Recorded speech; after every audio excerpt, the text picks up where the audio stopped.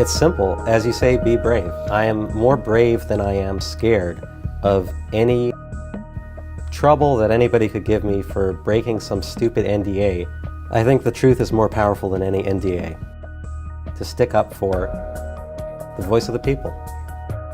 Facebook. Shadow bans. Yeah. Facebook's notorious for it, and they say they don't, but it's clear that people's content don't come up because it's been defiltered off the queue. It's a very progressive company who's very anti-MAGA. If you see a conservative post, you just get rid of it. Right. I don't give a I'll delete it. You gotta get the Cheeto out of office. Zach McElroy came to Project Veritas because of what he saw at his job at Facebook in Tampa, Florida.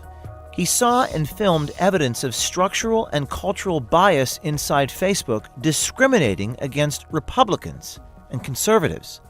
McElroy's story raises serious doubts about the under-oath testimony of Facebook's CEO Mark Zuckerberg to Congress, where he claimed Facebook has no political bias. What percentage of the flagged posts in the civic harassment queue, as it's called, were Republican conservative? I saw a stark contrast between Republicans versus Democrats in that queue. I saw upwards of 75 to 80% of the posts in that queue were from Republican pages, politicians, journalists, and pages that supported the president or supported conservatives. What does that tell you about Facebook/Cognizant's algorithm here? Well, certainly the algorithm is not human, but it had to be made by a human. So for 75 to 80% of the posts to be targeting Republicans and conservatives, you can say it was a bot, but somebody had to design that algorithm. So really, somebody at Facebook. Some people on Capitol Hill have expressed interest in this ratio that you speak of. Are you willing to potentially testify under oath that 3/4 of the posts that you saw flagged were in one political direction? To the best of my knowledge and ability, yes. To me, censorship online is one of the biggest issues facing us in the lead up to the 2020 election. Well, insofar as I was not somebody who was working behind the scenes on policy, but rather as someone who was enforcing policy, I saw everybody around me and I saw myself, and I did a little bit of comparing, and I thought, you know, there really are not very many conservatives here. And because there are not very many conservatives, I really don't think there are very many people sticking up for the voice of conservatives at a company that handles all the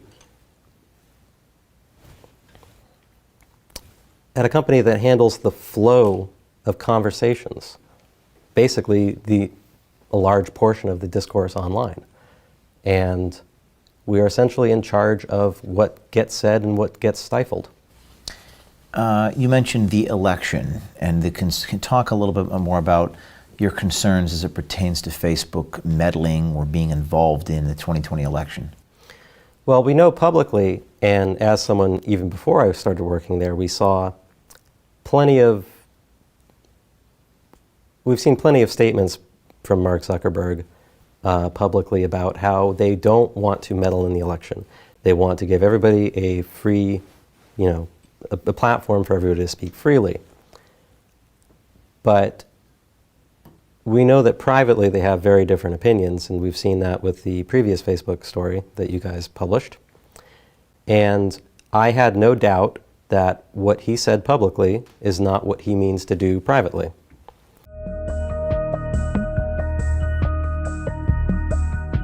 So let's go to the Trump cartoon, this one here. Is this something that you saw at your tenure? Yes, I actually saw this image a lot. Tell me about this. Well, this is an image, I believe it's in an art museum in Portland.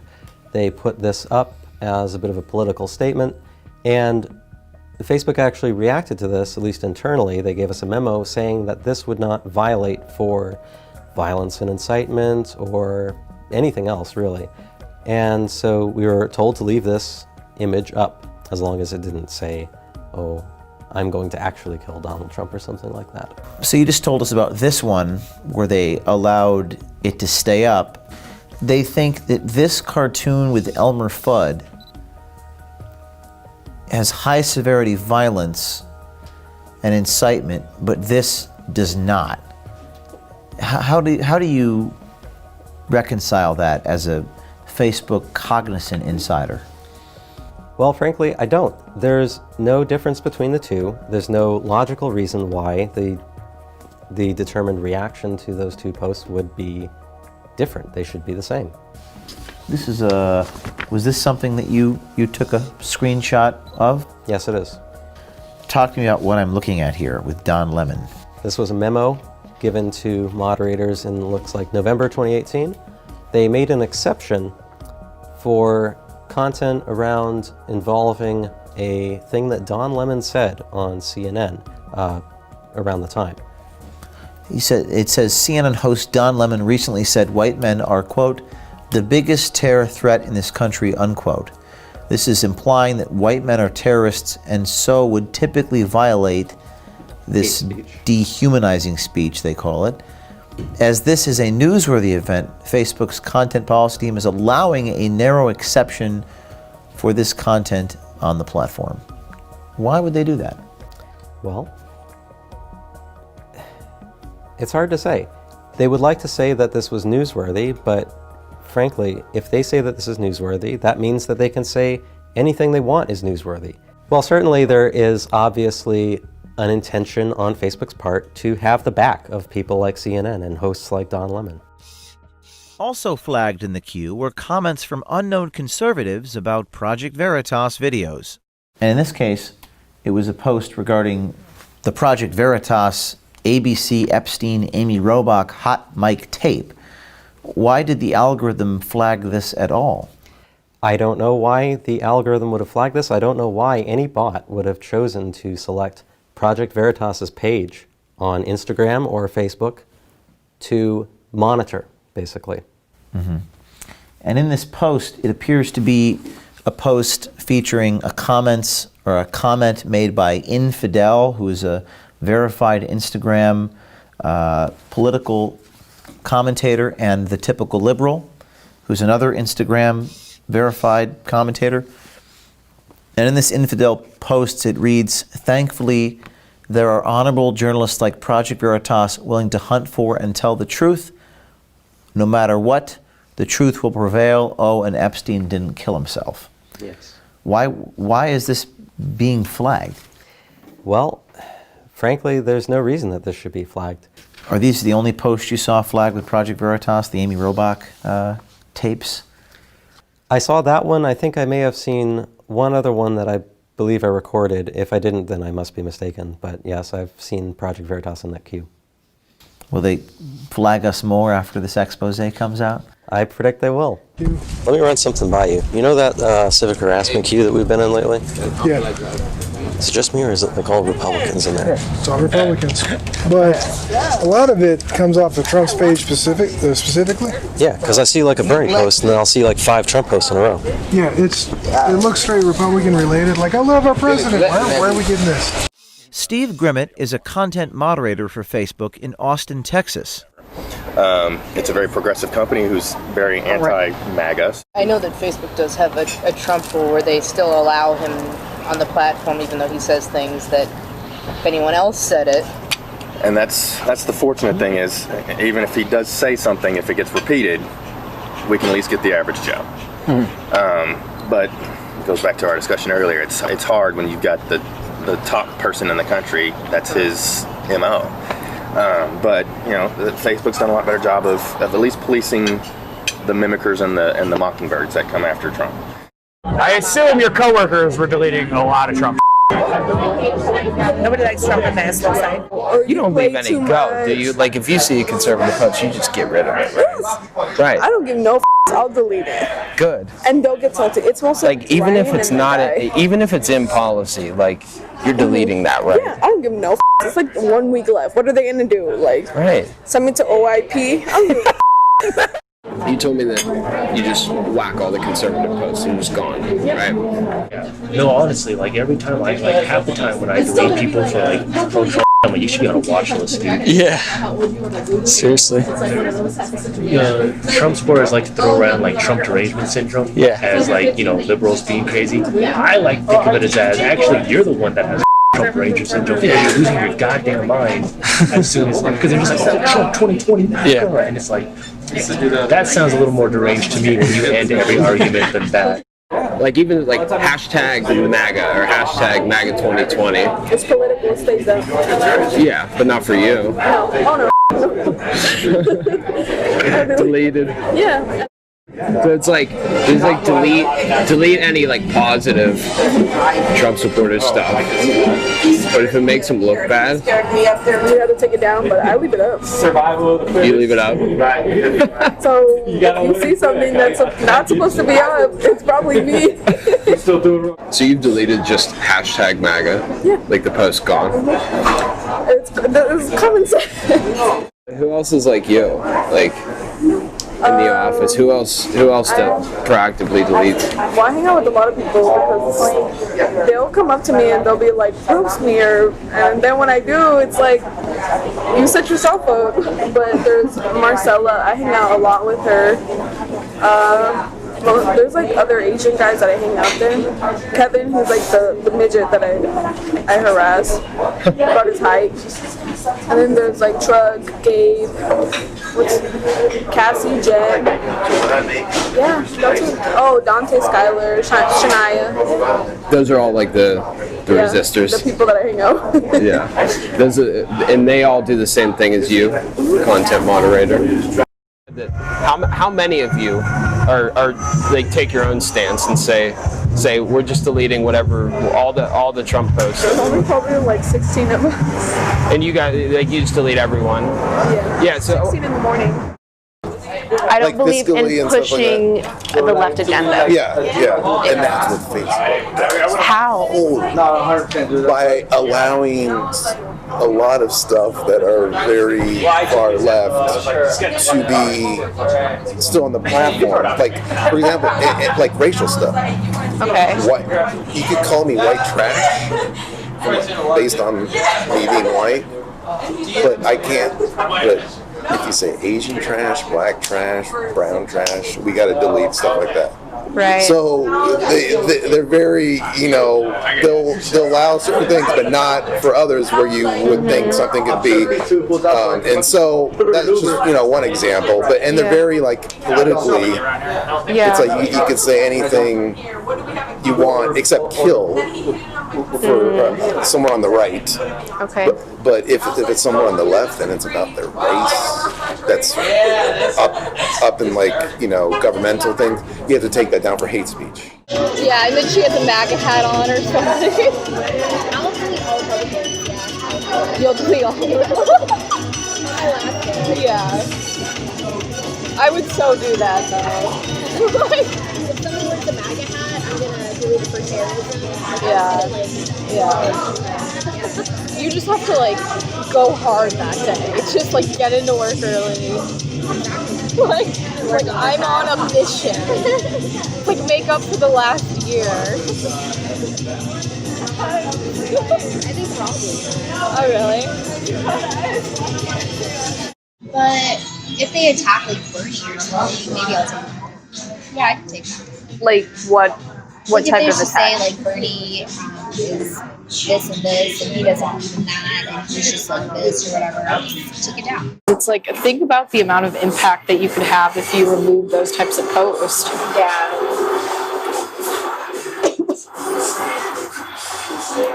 I mean, once The hateful. yeah. That's true. I'd rather remove Trump posts than Bernie posts, though, because I feel like people just say, oh, I don't like Bernie, or Bernie's a communist. I don't really think that would impact anything, but if a Trump post was to come up and it was promoting Trump and I could take that down, then I feel like that's the thing. The actions of the content moderators may not be conclusive evidence of structural bias at Facebook, but it certainly speaks to the anti-conservative culture that McElroy says is pervasive. Well, it's very simple. You've got a formula. You've got a workplace full of mostly liberal-leaning Democrats, leftists, essentially, and they are being put in charge of moderating the entire public discourse. Facebook and Instagram are very large platforms, one of the biggest. And our voices are in the hands of people who are almost entirely left-leaning and not right-leaning or otherwise unbiased. And in speaking with a lot of them, I found that they are not at all shy to exercise their political will in deleting or leaving up content, whether or not they're allowed to, or whether or not they'll get penalized for it, especially when they've got nothing to lose. That is to say, they're getting laid off. That's hard.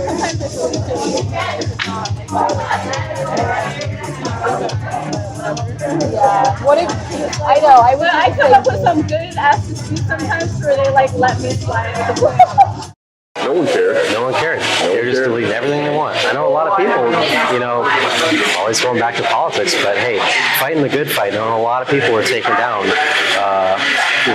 Trump posts. Oh yeah, I knew that too. I was like, you know what? I'm not going to hold you accountable for taking it down. We have like 30 minutes left. I'm like, what do you want me to do?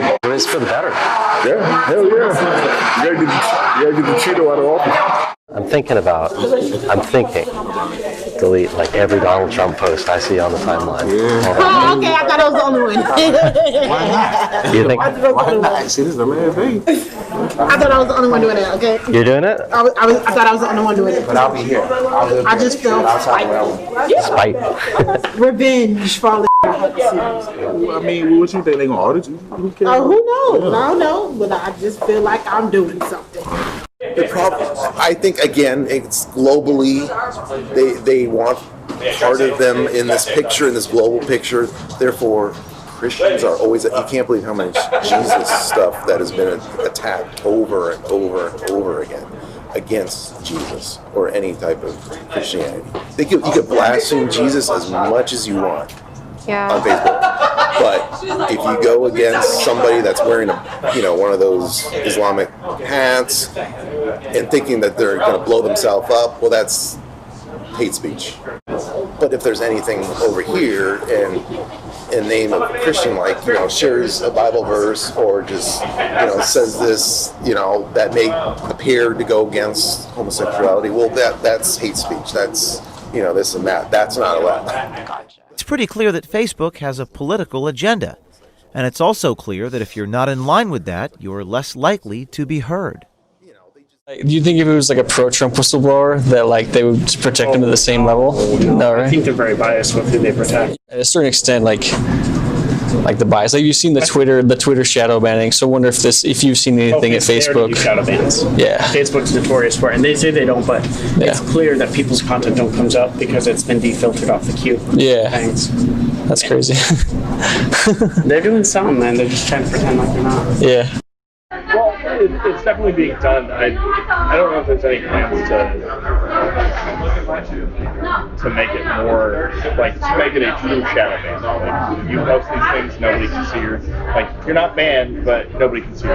So a lot of things that we have to look out for are the dog whistles, are the content coming from places that is a haven for white nationalism.